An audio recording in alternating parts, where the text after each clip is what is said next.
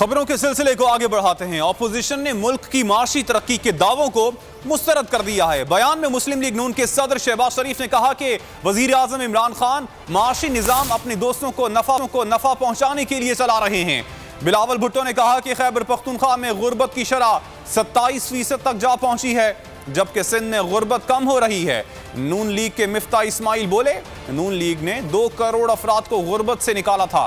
मौजूदा दौर में 5 करोड़ पाकिस्तानी खते गुर्बत से नीचे चले गए।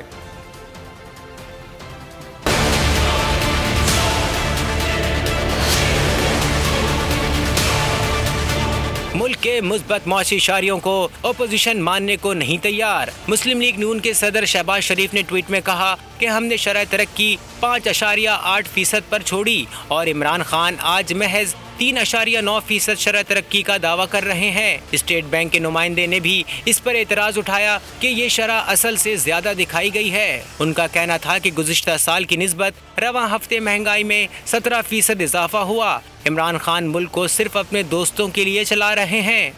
दूसरी जानिब बिलावल भुट्टो कहते हैं कि हुकूमत तरक्की के झूठे दावे कर रही है। बिलावल ने कहा कि खैबर पख्तूनख्वा में गुर्बत की शरह 8.9% इजाफे से 27% तक पहुँच गई है, जबकि सिंध में गुर्बत में 7.6% कमी हुई। उन्होंने कहा कि अगले बजट में पेंशन पर 10% टैक्स वसूल करने के मंसूबे को मुस्तरद करते हैं। साबिक वजीर खजाना मिफ्ता इस्माइल का बयान भी सामने आ गया।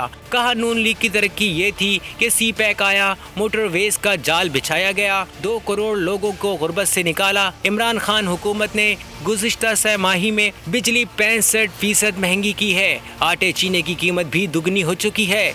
उन्होंने दावा किया कि ये इत्तलात हैं कि हुक्काम पर दबाव डालकर 4% तरक्की दिखाई गई है।